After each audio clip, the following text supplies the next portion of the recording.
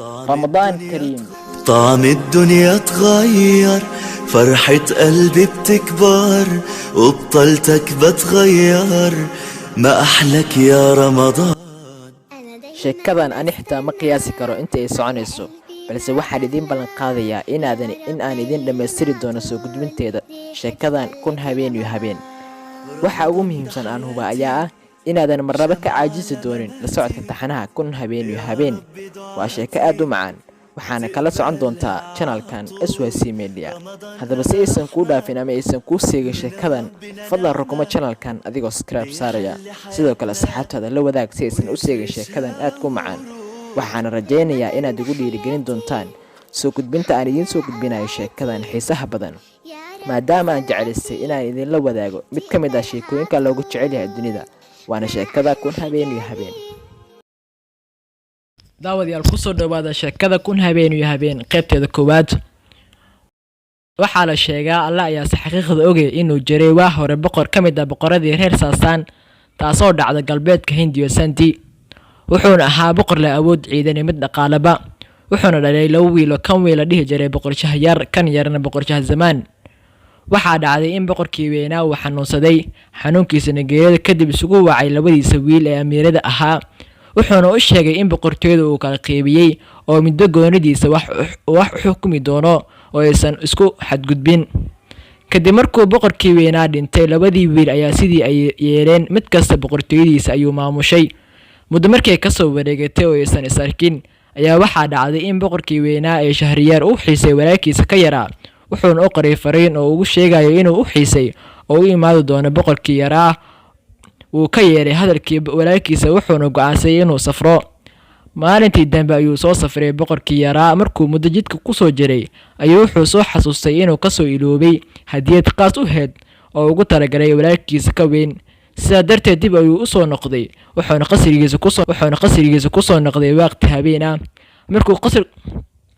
markuu qolkiisa soo galay ayuu wuxuu arkay arrin argagax leh, aadna ugu fajacisay. wuxuuna arkay xaaskiisa oo adoon sariirta la saaran tahay. boqor Shahzamaan markuu arkay arrintan ayuu adduunka la madoobaaday. wuxuuna is yidhi, haddii banaagtan falkan ku kacday adigoo aan weli beledka ka toos ugu bixin, maxaa dhici lahaa haddii aad maalmo sii maqnaan lahayd? markaas ayuu go'aansaday inuu labadooda ka takhaluso, isagoo kurka ka wada jaray. kadib boqorkii isagoo murugaysan ayuu iska soo baxay, wuxuuna u yimid walaalkiisa iyo boqortooyadu ka talinayay. kadib boqor Shahriyaar aad ayuu ugu farxay imaatinka walaalkiisa ka yar, si fiican ayuu u soo dhaweeyay. laakiin wuxuu dareemay in walaalkiisa ka yar faraxsaneen. markaas ayuu ogaaday inuu la murugaysan yahay maadaama uu ka soo fogaaday dhulkiisa iyo boqortooyadiisii. kadib boqorkii weynaa wuxuu diyaariyey mookib iyo ugaarsi iyo tamashileen uu aaday xagga iyo keenta, maxaa yeelay galay inuu walaalkiisa ka yar kaga farxiyo si uu murugada ugu iloobo. maalintii la bixi rabay ayuu boqorkii yaraa cudur daartay inuu baxo. kadib walaalkiisa weynaa iyo kooxdiisa keligood ayaa ugaarsi aadeen. boqorkii yaraa isagoo qolkiisa isaga jiro, aadna u murugaysan, ayuu daaqada qolkiisa oo xigtay dhinaca beerta qasriga shanqar ka dareemay. markaas ayuu dhinacii soo aaday, wuxuu arkay arrin ka yaabisay tii haysatana ka daran. waxaa beerta qasriga soo gashay dumaashidiisa uu qabay, boqorkii ka weynaa oo adoon gacanta ka haysato iyo 20 jaariyadood oo mid kasta adoon gacanta ka haysato. halkii ayaana tumasho la galay. markaas ayuu boqorkii yaraa ee Shahzamaan is yidhi, walla dhibku ku haysatay maanta waxaa ka daran tan walaalkaaga haysato. wuxuuna go'aansaday inuu iska iloobo murugadii haysatay, caadina iska noqday. markuu soo laabtay boqor Shahyaar, wuxuuna dareemay isbeddelka ka muuqda walaalkiisa boqor Shahzamaan. wuxuuna go'aansaday inuu weydiiyo. markii dambe ayuu weydiiyey, wuxuuna ku yidhi, walaalow, halkan markaad imaanaysay waxaa kaa muuqatay murugo iyo tiiraanyo, laakiin hadda caadi ayaa tahay. waxaad ii sheegtaa waxa murugada kaa keenay iyo waxa murugada kaa qaadayba.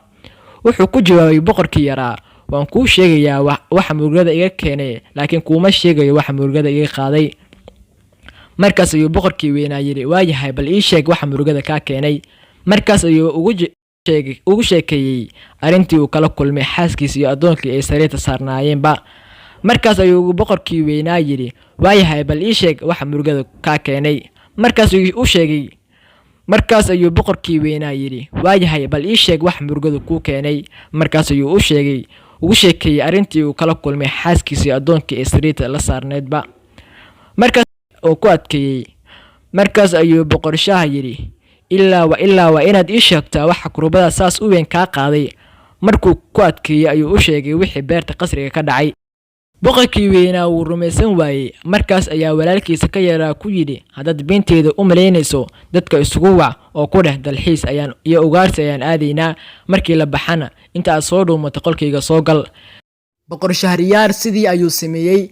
kadibna maxaa dhacay? Wuxuu arkay xaaskiisa iyo addoonkii iyo wixii walaalkiisa ugu sheekeeyay ayuu beerta ku dhex arkay.